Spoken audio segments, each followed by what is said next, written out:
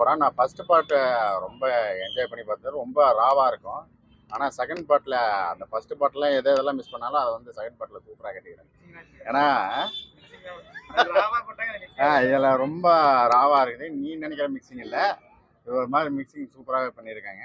அந்த ரா ஏஜென்ட் வந்து எவ்வளவு கஷ்டப்படுறாங்க அப்படின்னு அந்த படத்தை பார்த்தாவே தெரிஞ்சு போயிடுது. நம்ம நிறைய ஏஜென்ட் வந்து அவங்களுக்கு அங்கீகாரமே கிடைக்காது. ஆனா உழைச்சிக்கிட்டே இருப்பாங்க, கடைசி வரையும் உழைச்சிக்கிட்டே இருப்பாங்க இந்தியாவுக்கோசரம். அது மாதிரி ஒரு ரா ஏஜென்ட் தான். அவர் வந்து மிலிட்ரிக்கு போகலான்னு தான் ட்ரை பண்ணாரு. ஆனா அவங்க குடும்பத்துக்கு ஒரு சம்பவம் நடந்தனால அவர் வந்து இந்த ஜெயிலில் போய் அடைச்சிருவாங்க. அந்த ஜெயிலில் வந்து இவர் மிலிட்ரிக்கு ட்ரை பண்ணிட்டு இருந்தனால இல்லை, நான் கதையெல்லாம் ரிவீல் பண்ண மாட்டேன். ஏற்கனவே இதெல்லாம் ஏற்கனவே சொன்னது தான். ஸோ ஃபர்ஸ்ட் பார்ட்டில் வந்து அந்த ஜெயிலேருந்து ஹீரோவை பிடிச்சிட்டு வர மாதிரி தான் காட்டியிருப்பாங்க. அந்த ஃபர்ஸ்ட் பார்ட்டில் ஜெயிலேருந்து பிடிச்சிட்டு வர மாதிரி தான் காட்டுப்பாங்க. அந்த அக்யூஸ்ட் மாதிரி தான் நம்ம நினச்சிட்டு இருப்போம். அந்த அக்யூஸ்ட் வந்து எல்லாரும் ஏஜென்ட்டாக மாற்றிட்டு இருக்க மாதிரி தான் நினச்சிட்டு இருப்போம். பட் ஆனால் இந்த பார்ட்டில் வந்து ரிவீல் பண்ணியிருக்காங்க. அது எதனால இந்த இதுக்குள்ளே வந்தார் அப்படின்னு சொல்லிட்டு ரிவீல் பண்ணியிருக்காங்க. ரொம்ப மிலிட்ரி மேன் ட்ரைனிங்லாம் கொடுத்து ஒரு அக்யூஸ்ட் வந்து நம்ம அந்த பக்கம் வந்து போராளியாக மாற்றி வச்சுருக்காங்க.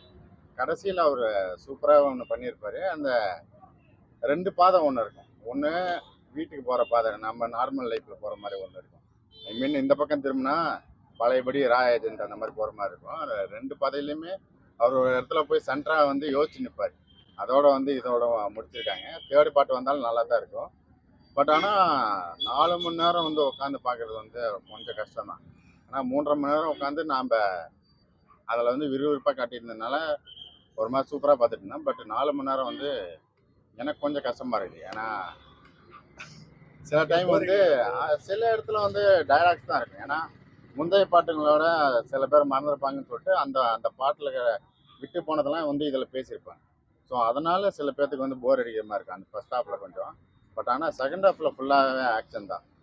அந்த ஃபர்ஸ்ட் சீன்லேயே ஒன்று உட்கார வச்சிருப்பாரு. அவர் போய் வந்து கண்ணெல்லாம் தூக்கிட்டு போய் உள்ளே போய் ஒரு சம்பவம் நடக்கும். அதை நீங்கள் படத்தை பார்த்து தெரிஞ்சுக்கோங்க.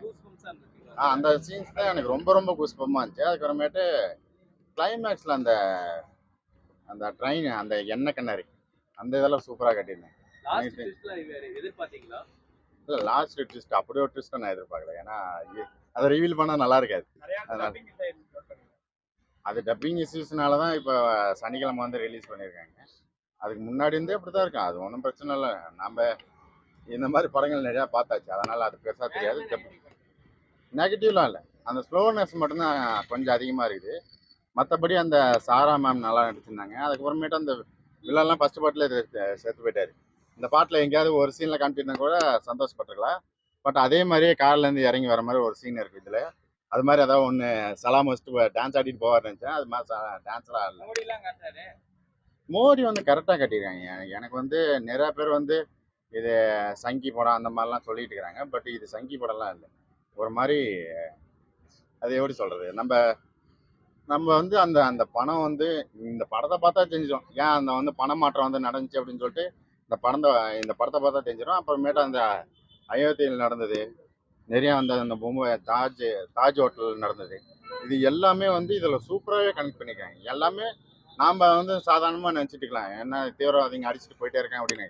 ஆனால் அதுக்குள்ளே இவ்வளோ வேலை இருக்குதுன்னு இந்த படத்தை பார்த்தாவே தெரிஞ்சுது. ஏன்னா அவரோட முந்தைய படங்கள் வந்து உரி வந்து நான் ஃபுல்லாகவே அது ஆர்மி பேஸ்டாக தான் இருக்கும். அதுக்கப்புறமேட்டு ஒரு பொண்ணு வச்சு ஒரு படம் எடுத்தார், அதுவும் ஆர்மி பேஸாக தான் இருக்கும்.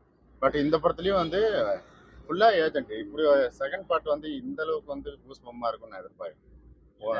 மேஜர் கேரக்டர் வந்து ஒரு கட்டத்துக்கு மேலே ஒரு சீனில் வந்து மாறுறாரு. அந்த டிரான்ஸ்மிஷன் சீனில் எதிர்பார்த்தீங்க மேஜர் அப்படி மாறுறது வந்து ஓகே. பட் ஹீரோவே ஒரு சட்டன் ஸ்டேஜுக்கு மேலே என்னடா வாழ்க்கை அப்படின்னு போகிற அளவுக்கு போயிடுவார். அந்த சீன்ஸ்லாம் பார்க்கும்போது நமக்கு கூட ஈஸியாக கனெக்ட் ஆகிற மாதிரி இருக்குது. ஏன்னா இதெல்லாம் விட்டுட்டு போயிடலான்னு நிறைய இடத்துல யோசிப்பார். இதெல்லாம் என்னத்துக்கு அப்படின்னு சொல்லிட்டு யோசிப்பார். அவர் ஒரு சின்ன தப்புக்கு தூக்கிட்டு போய் ஜெயிலில் போட்டுருவாங்க.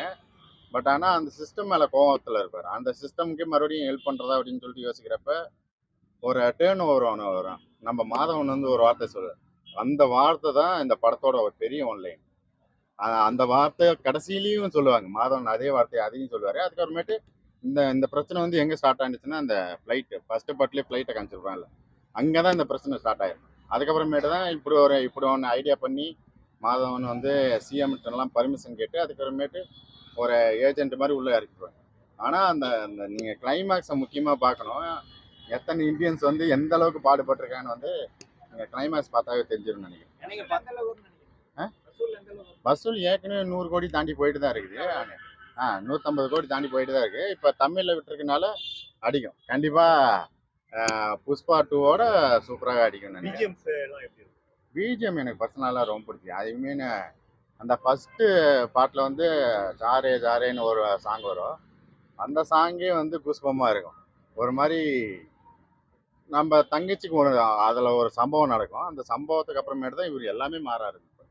அது வந்து அந்த அந்த இடத்துல இருந்து எலிவேஷன் ஆரம்பிச்சது தான் கடைசி வரையும் பீக்கில் கொண்டு போய் நிறுத்துவாங்க. அதுக்கப்புறமேட்டு ஒரு ஃப்ரெண்டு கேரக்டர் ஒன்று கேட்டுறாங்க. அந்த ஃப்ரெண்டு கேரக்டர்லாம் நான் அப்படி மாறுவானான்னு நான் எதிர்பார்க்கல. பட் ஒரு மாதிரி நம்ம இந்தியாவுக்கு எகென்ஸ்டாக ஒன்று மாறி கிடப்பான்.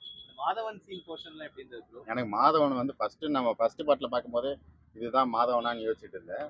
பட் ஆனால் அந்த மாதவன் கேரக்டர் வந்து அவர் தான் வந்து இந்த டேர்ன் ஓவரு நிறைய ஐடியாஸ் பண்ணுவார். கிளைமேக்ஸில் ஒரு சம்பவம் பண்ணுவார். அதை வந்து நீங்கள் படத்தை பார்த்து தெரிஞ்சுக்குவாங்க. நீங்கள் அந்த ஹீரோ ஒரு இடத்துல பிடிச்சி வச்சுருப்பாங்கன்னு நினைக்கிறேன். அந்த பிடிச்சி வச்சப்ப அவர் ஒரு சம்பவம் பண்ணிட்டு தான் அந்த ரிலீஃப் பண்ணுற மாதிரி பண்ணுவாங்க. அதுக்கப்புறமேட்டு நிறையா சம்பவம் கிளைமேக்ஸில் நிறையா சம்பவம் இருக்குது. அதனால் நீங்கள் பாருங்கள். ஓவராலாக எல்லாரும் இந்தியன்ஸாக இருந்தால் கண்டிப்பாக உட்காந்து பார்க்க வேண்டிய படம். மார்க்குல விடுங்களா? மார்க்குல அடக்கலைங்களா? நான் மார்க்கில் அடக்க மாட்டேன். தேங்க்யூ. இப்போ வாடா டேய்.